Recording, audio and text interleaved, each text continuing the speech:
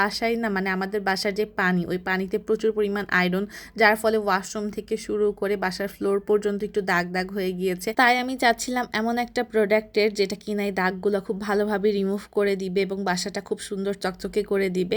এটার সাথে কিন্তু একটা স্প্রেও ছিল। আমি দুইটা কম্বো একসাথে নিয়ে নিয়েছি কারণ ওদের পেজ দেখে আমার খুবই ভালো লেগেছে।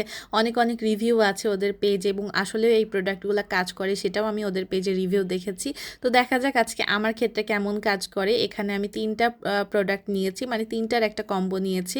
এখানে হচ্ছে একটা বাথরুম ক্লিনার ছিল, কিচেন ক্লিনার ছিল এবং ফ্লোর ক্লিনার। এখানে 3টা আলাদা আলাদা প্রোডাক্ট রয়েছে এবং এখানে কিন্তু সব লেখা আছে যে কোনটা কোন জায়গায় ইউজ করা যাবে। এখানে আমি প্রথমেই আমাদের যে খালা আছে উনি ঘর মুছবে, তাই আমি বালতির পানির মধ্যে ফ্লোর ক্লিনারটা মিশিয়ে দিচ্ছি। এটা দিয়ে ফ্লোর ক্লিন করলে খুব সুন্দর করে ক্লিন হয়ে যাবে এবং প্রত্যেকটা দাগ, কোনায় কোনায় যে দাগগুলা হয়ে থাকে, পানির দাগ বা যে কোনো কিছুর দাগ খুব সুন্দর করে রিমুভ হয়ে যাবে এবং ফ্লোর চকচকে হবে।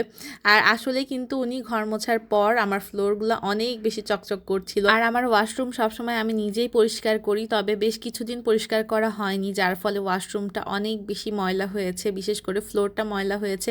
কারণ ওই যে বললাম আমাদের বাসার পানিতে অনেক বেশি আয়রন, ফ্লোরের উপর পানি পড়ে কিছুক্ষণ থাকলেই সেই জায়গাটা লাল কালো হয়ে যায়। তবে এই ক্লিনিং কম্বোর মধ্যে যে বাথরুম ক্লিনারটা আছে সেটা দিয়ে ব্রাশ করার পরে কিন্তু অনেক বেশি সুন্দর পরিষ্কার হয়ে যাচ্ছিল আমার ওয়াশরুমটা।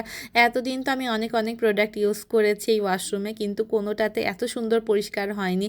আমি একটু বেশি করে দিয়ে দিচ্ছিলাম যেন আরও বেশি চকচকে হয়ে যায়, যদিও অল্প পরিমাণ দিলেই খুব সুন্দর করে পরিষ্কার হয়ে যাবে। আর এখানে যে বাথরুম ক্লিনারটা আছে সেটা কিন্তু বাথরুমের যেই বেসিনের গ্লাস থাকে সেগুলোতেও দেওয়া যাবে, তারপরে বেসিনেও দেওয়া যাবে।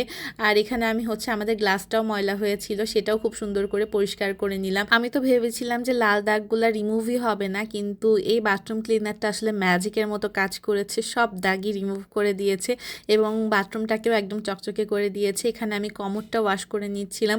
আমি সবসময় ফ্লোর ওয়াশ করার পরে তারপরে কমোড ওয়াশ করি, আমার কাছে এভাবে ইজি মনে হয়। এখানে আমি ব্রাশ দিয়ে পুরো কমোড পরিষ্কার করে নিলাম আর খুব সুন্দর করে চকচক করছিল। আর আপনারাও কিন্তু চাইলে এই 3-in-1 ক্লিনিং কম্বোটা নিয়ে নিতে পারেন। এর মধ্যে যে 3টা প্রোডাক্টই ম্যাজিকের মতো কাজ করে।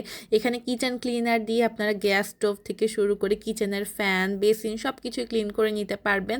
তো আমার এগুলা হচ্ছে অলরেডি খালা ক্লিন করে দিয়ে গিয়েছে, তাই আমি শুধু যেই আমাদের কিচেনের যে টাইলসটা আছে সেটা পরিষ্কার করে নিচ্ছিলাম। আর কিচেনটা কিন্তু আমি ওয়াশরুম ক্লিন করার আগেই ক্লিন করেছি, কিন্তু ক্লিপটা উলটপালট হয়ে গিয়েছে। কেউ আবার ভাববে না যে ওয়াশরুম ক্লিন করার পর সেই হাত দিয়ে আমি কিচেন ক্লিন করছি। আপনাদের কিচেনে যদি অনেক দিনের পুরাতন দাগ থাকে এবং কোনো কিছু দিয়েই যদি সেই দাগ রিমুভ করতে না পারেন, তাহলে 3-in-1 এই ক্লিনিং কম্বোটা নিয়ে নেবেন। এখানে যে কিচেন ক্লিনারটা আছে সেটা দিয়ে কিন্তু খুব ইজিলি অনেক দিনের পুরাতন এবং জেদি দাগ আপনারা রিমুভ করে নিতে পারবেন।